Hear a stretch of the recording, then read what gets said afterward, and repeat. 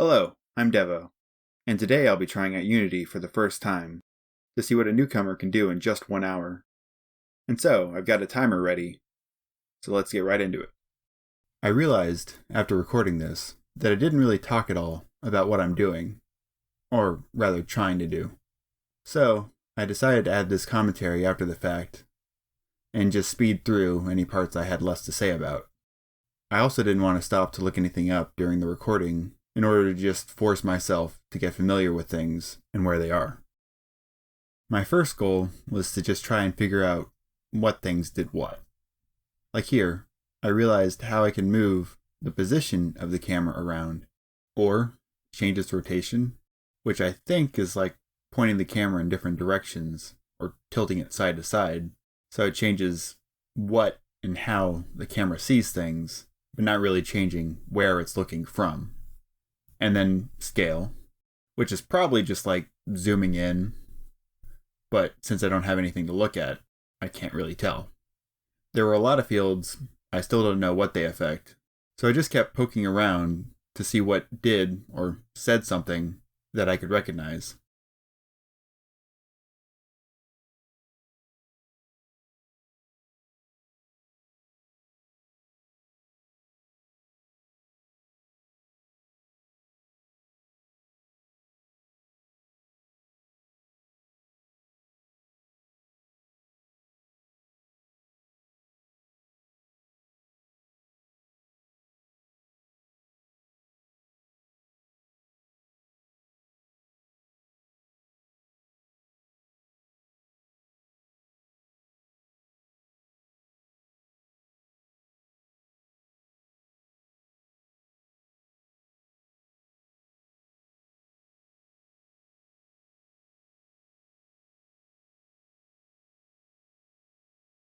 And so here, I thought I'd found one such thing.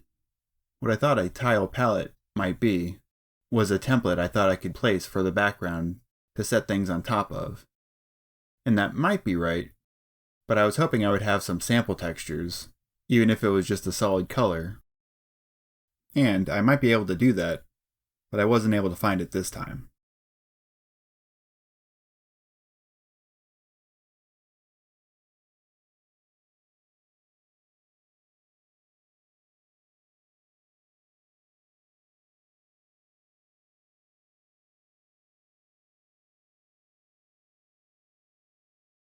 Because I confused this icon that is just meant to show that there's something there while I'm still making things, but the icon doesn't show up in the game at all.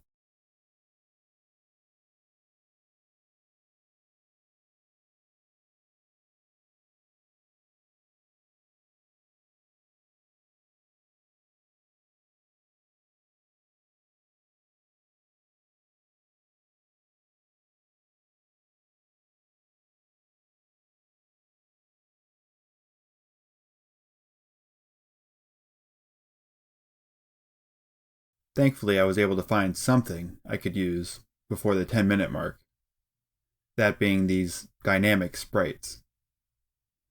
Now, why is it a circle and not some other shape?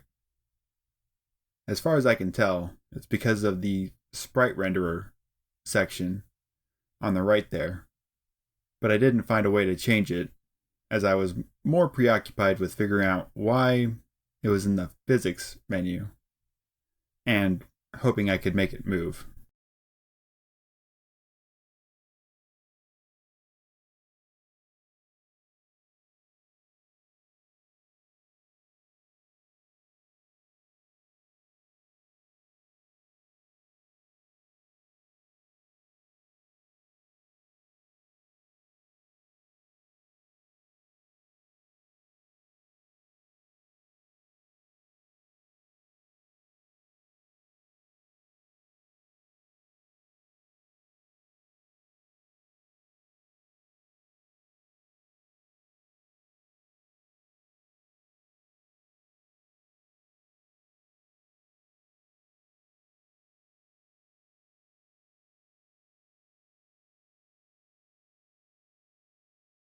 But because I also did need to change the background somehow, I even tried linking up the circle with the palette just to see if that made that icon move finally, because I had the circle as a reference now. Unfortunately, even when I found this list of icons here in a second, I could tell that this wasn't the place where I could use them for game art.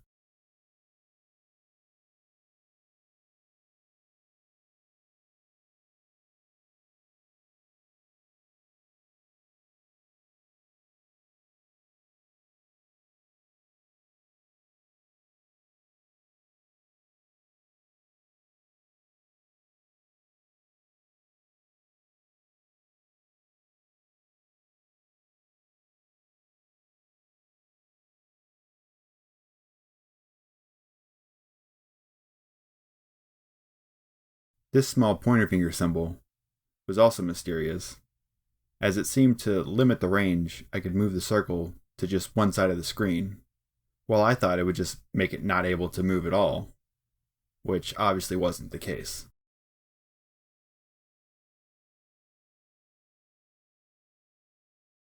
So, back to making shapes, I thought it would be worthwhile if I tried messing around with the 3D one as well, just to see if that helped me understand their differences. And while not helpful to my larger goals, I did also discover that selecting both could change both of them at once.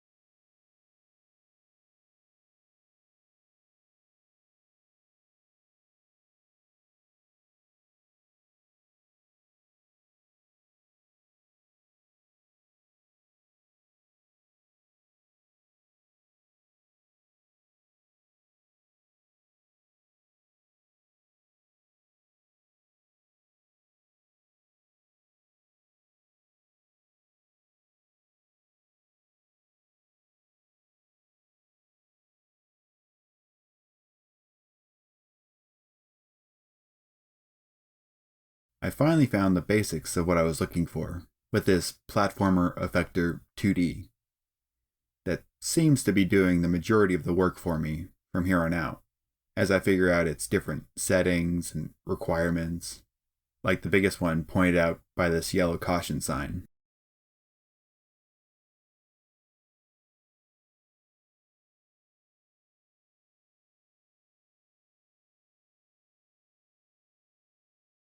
So here, I started trying to give the circle this rectangle as a ground in order to collide and sit on top of.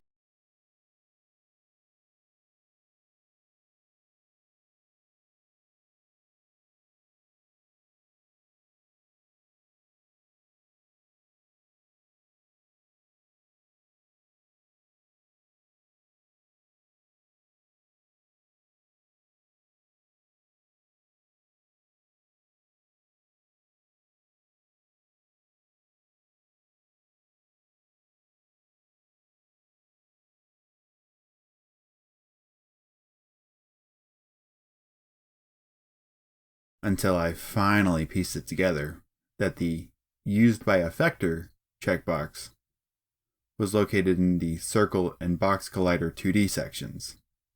Once I remembered that I had turned off the platformer effector, that is.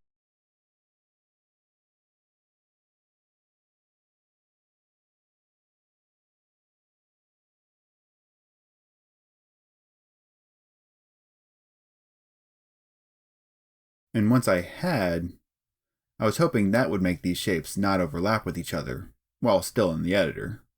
But no luck there, even after messing with the collider's settings.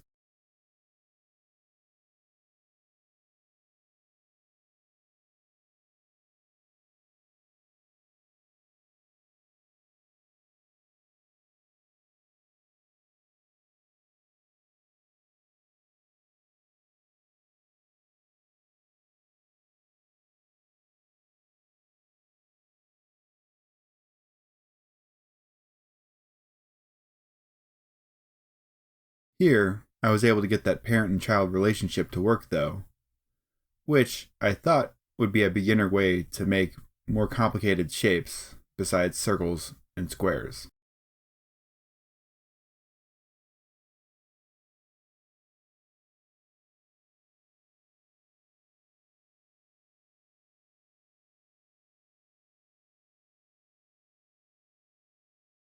But I still needed some way to control these moving shapes, even if just with a keyboard.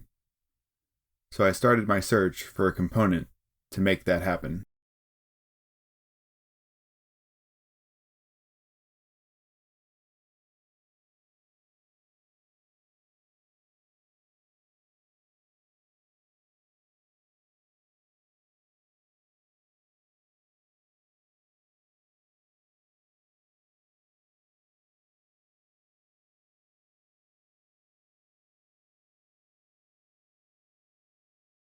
With no luck once again, especially when all those objects didn't show up when I figured out how to test the game. I even lost the menu that they were in for a bit.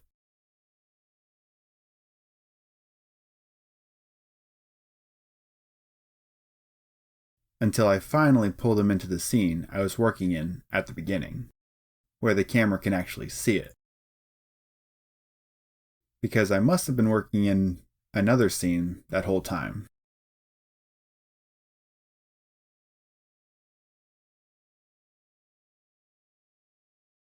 And look, things finally moved when I tested it.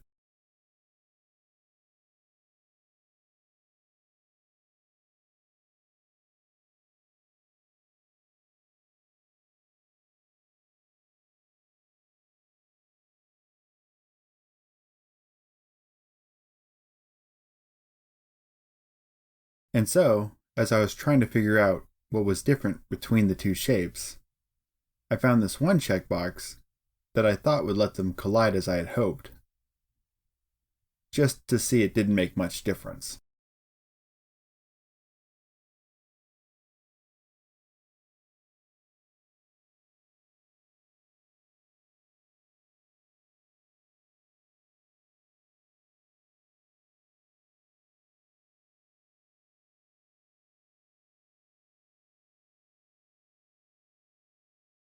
So I had to know what difference it did actually make to adjust the mass of the circle.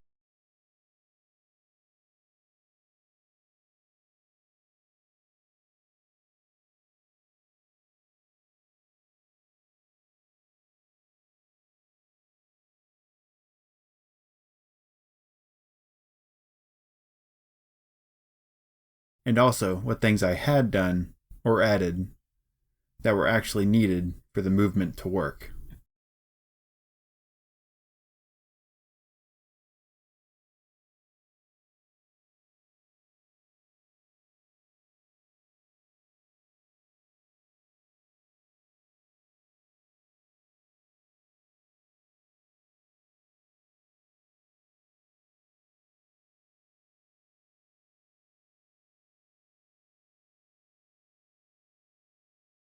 Like the fact that the rectangle was different because it was missing a rigid body 2D component, like the physics objects came with. So I had to know how this static object was different.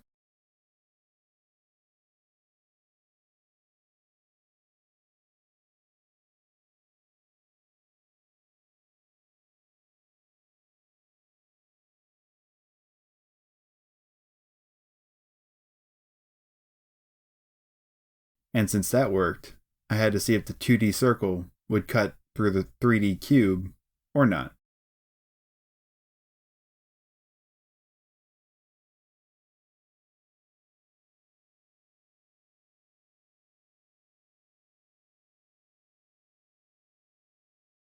And it did, but I still felt the need to have shapes that were connected. And thus I tried to reach this goal with two dynamic shapes, hoping that the higher one would stop in the air once the parent touched down on the ground. But only the collider for that shape seemed to have that kind of effect.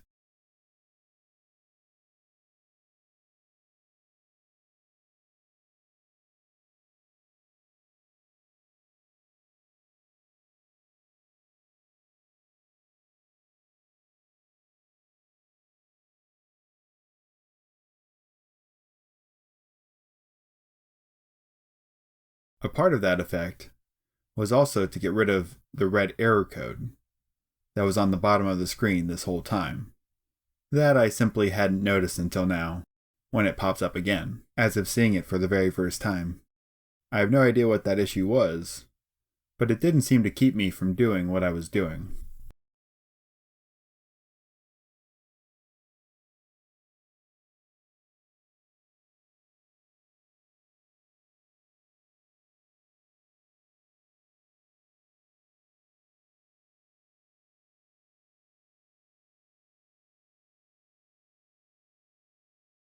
But I still didn't know the full difference between static and dynamic, other than a guess that one doesn't move and the other does.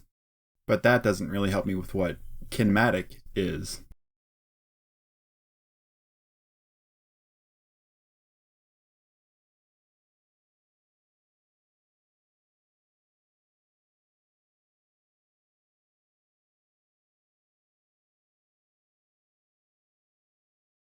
Like, why does it go into the rectangle now?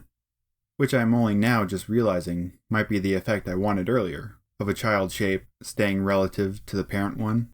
And I also see now that pressing the pause button up top lets me see where the shapes will end up at the point I paused it, which is useful for planning things out.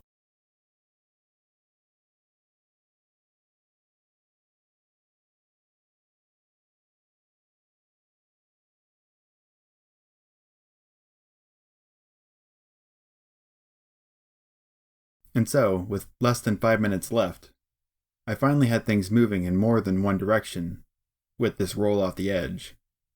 So of course I had these two circles collide off of each other. And don't worry, I let the slower one fall all the way off too, for completion's sake.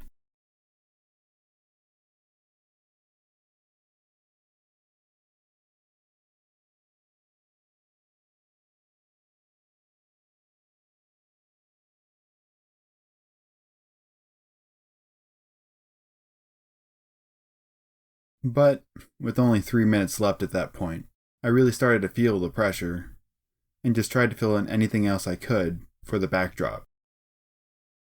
But it seemed like I did need to get something outside the program first, and bring it in, before any of these tools would do anything visible.